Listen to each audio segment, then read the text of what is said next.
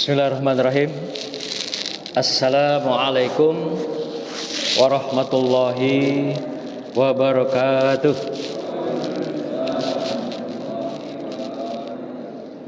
Alhamdulillahirabbil alamin. Wa bihi nasta'in ala umuri dunya waddin. Wassalatu wassalamu ala asrafil anbiya'i wal mursalin Sayyidina wa maulana Muhammadin wa ala alihi wa sahbihi ajma'in. Amma ba'du. Yang kami muliakan para tuan guru, alim ulama cerdik pandai, wabil khusus ustadz, ustazah, bapak-bapak, ibu-ibu, para jamaah yang dimuliakan Allah, anak-anakku sekalian, santri, santriyah yang berbahagia. Kembali kita melanjutkan pengajian kita setiap Selasa malam Rabu. Malam ini saya diminta kesempatan untuk menyampaikan tausiah di hadapan kita semua dengan tema yang kami angkat adalah tentang uswah dan wasilah Rasulullah, yang pembahasannya nanti kita lebih fokuskan kepada mencari teman, sahabat dan kekasih. Jadi tema ini agak menggelitik ya. Mencari teman, sahabat dan kekasih. Ini baik untuk calon yang akan mencari teman, sahabat atau kekasih, atau yang sudah punya. Bagaimana memelihara, menyuburkan tentang tiga hal tersebut dalam kehidupan kita. Bapak Ibu sekalian, karena kita mengkaji tentang akhlak Rasulullah, yang hari ini adalah hari-hari terakhir kita akan meninggalkan bulan Rabiul Awal, artinya memasuki Rabiul Akhir. Rabiul Awal adalah tahun dan sekaligus bulan kelahiran Rasulullah, yang juga adalah bulan wafatnya beliau. Mari seperti biasa kita bersolawat agar kita mendapatkan wasilahnya dan mendapatkan syafaatnya dengan berselawat pada Rasulullah Sallallahu Alaihi Wasallam. Seperti biasa yang kita bacakan selawatnya, mungkin masih ingat Bapak Ibu dan anak-anakku sekalian ya. Kalau ada yang lupa-lupa nanti ikuti saya saja.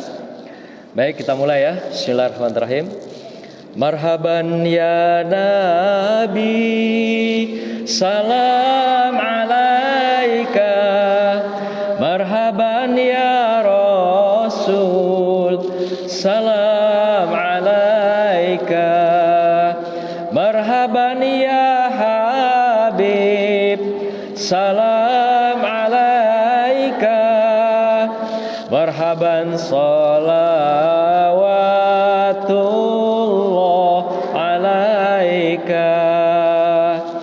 Marhaban ya Nabi, salam alaika.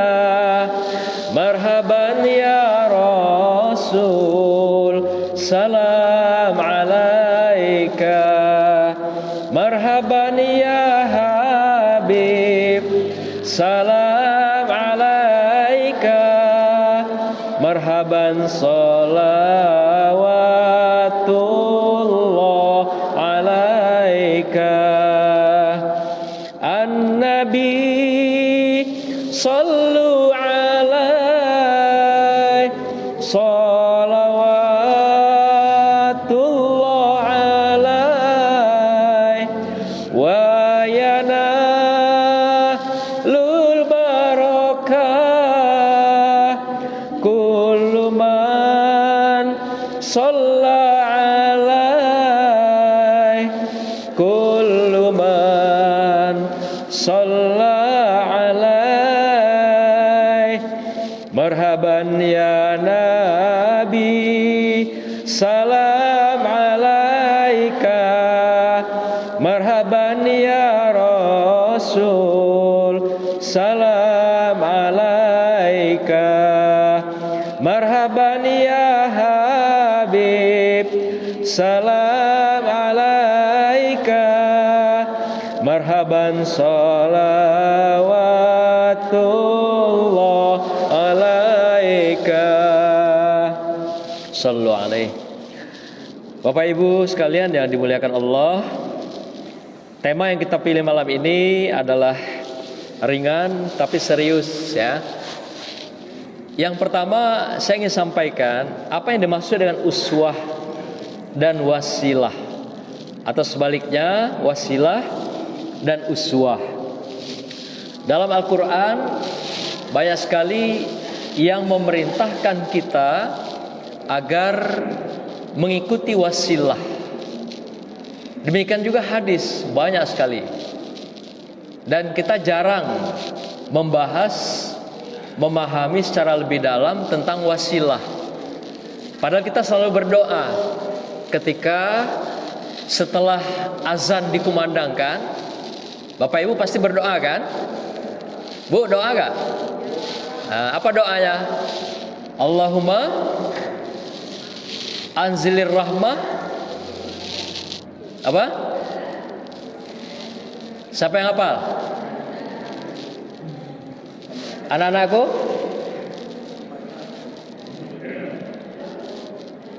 Ada yang hafal? Nah, kita langsung di tengahnya. Di tengahnya ada kata-kata Ati Sayyidina Muhammadanil wasilah. Nah, apa maksudnya itu?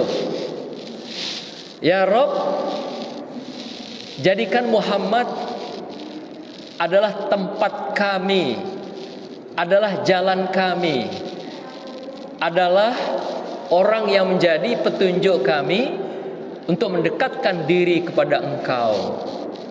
Wasilah itu mendekatkan diri kepada Allah Subhanahu wa taala. Setiap kita mendengar azan, pasti kita berdoa dengan kata-kata demikian. Nah, tapi kita pernah nggak pahami apa itu wasilah gitu. Nah, artinya wasilah itulah adalah jalan yang kita lakukan, yang dilakukan oleh setiap umat Islam yang beriman. Kemudian dia mengikuti uswah, contoh Rasulullah. Kemudian proses mendekati contoh itu, mengikuti contoh itu namanya wasilah. Uswah itu model contohnya, sedangkan wasilah jalan yang kita lakukan untuk mendekatkan diri kepada Allah dengan mengikuti sunnah Rasulullah. Itulah wasilah.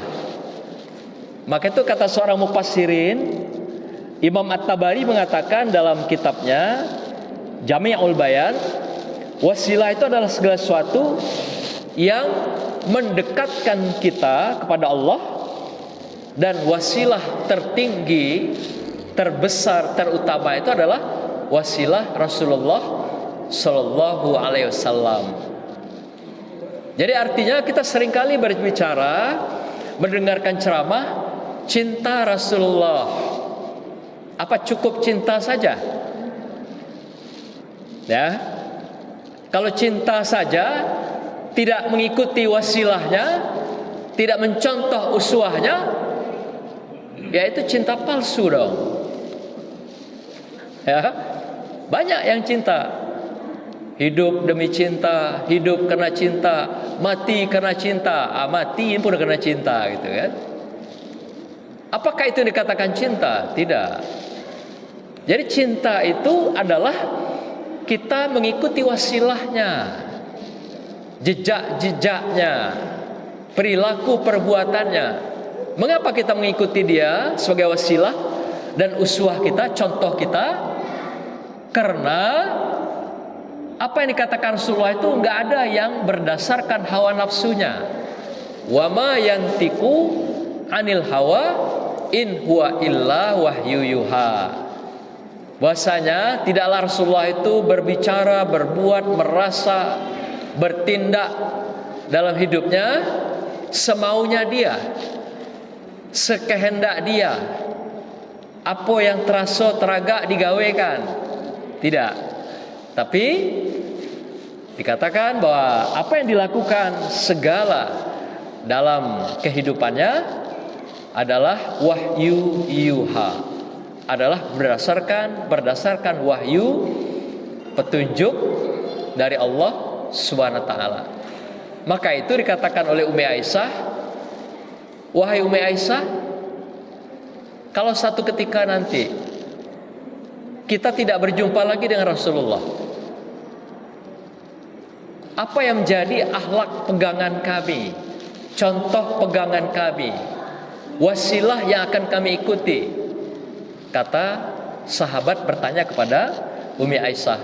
Lalu Ummi Aisyah katakan, akhlaknya Rasulullah ya Al-Quran. Akhlaknya Rasulullah itulah Al-Quran yang ditinggalkan kepada kita semua. Dan sunnah. Sunnah itu adalah seluruh perilaku perbuatannya yang ditinggalkan, yang sudah dicontohkan dalam kehidupan. Nah, kalau Rasulullah sudah memberikan wasiat bahwasanya akhlak dia adalah Al-Quran, artinya itu bukan pesan dia semata, tapi Allah yang mengatakan. Al-Quran juga mengungkapkan innaka la'ala khuluqin azim, bahwasanya akhlak Rasulullah itu adalah akhlak yang agung. Siapa atau apa akhlak yang agung itu? Itulah Al-Quranul Karim. Maka itu kata Rasulullah, aku tinggalkan dua perkara, apabila kamu berpegang pada kedua hal itu, selamatlah kamu selamanya di dunia dan akhirat. Apa itu? Al-Quran dan sunnah. Al-Quran adalah akhlak yang sudah dipatrikan, diwahyukan, yang dalam bentuk kitab itu. Sunnah adalah seluruh perilaku kehidupannya yang sudah dituangkan dalam hadis-hadis yang diriwayatkan oleh berbagai para imam, yang diperuntukkan bagi kita semua. Nah, oleh karena itu paket wasilah adalah yang namanya uswah. Maka itu dalam Al-Quran kita temui dalam salah satu surah, misalnya Al-Maidah. Jadi wasilah itu bukan keinginan Rasulullah sebenarnya, malah perintah Allah SWT yang dikatakan ya ayyuhallazina amanu taqullah wal ba'u ilaihil wasilah. Wahai orang-orang yang beriman, bertakwalah kepada Allah, wabtaghu, dan carilah jalan wasilah untuk mendekatkan diri kepada Allah. Jadi Allah yang perintahkan kita mengikuti wasilah Rasulullah itu. Maka itu Tabari mengatakan wasilah tertinggi adalah Rasulullah. Jadi kalau kita berdoa, ibu-ibu, kalau tidak membawa wasilahnya Rasulullah, nggak sampai doa kita kepada Allah. Apa bentuk wasilah di situ? Sholawat. Maka itu ketika kita bersolawat, itu diawali dengan alhamdulillah, kemudian ikuti sholawat, baru kita minta doa kita pada Allah. Jadi sholawat itu wasilah, jalan kita mendekatkan pada Allah, tapi lewat wasilahnya Rasulullah. Maka itu dalam hadis qudsi dikatakan, tidak aku ciptakan bumi dan langit ini kalau tidak karena cintanya aku pada Rasulullah sallallahu alaihi wasallam sebagai Habibullah, kekasih Allah. Begitulah luar biasanya Allah mencintai Rasulullah sebagai kekasihnya. Nah, kita mencintai Rasulullah adalah mencintai Allah. Jadi karena cinta kita pada Allah, maka cintai kekasihnya.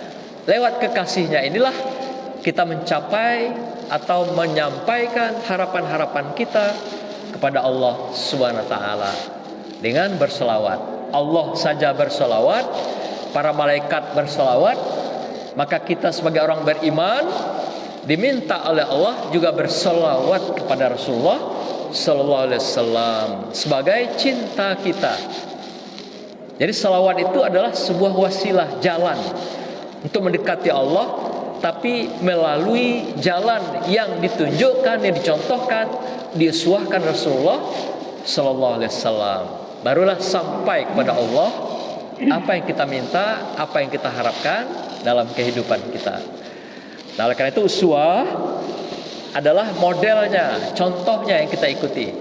Sedangkan wasilah jalannya yang sudah ditempuh, yang sudah disunnahkan oleh Rasulullah Shallallahu Alaihi Wasallam dalam kehidupannya.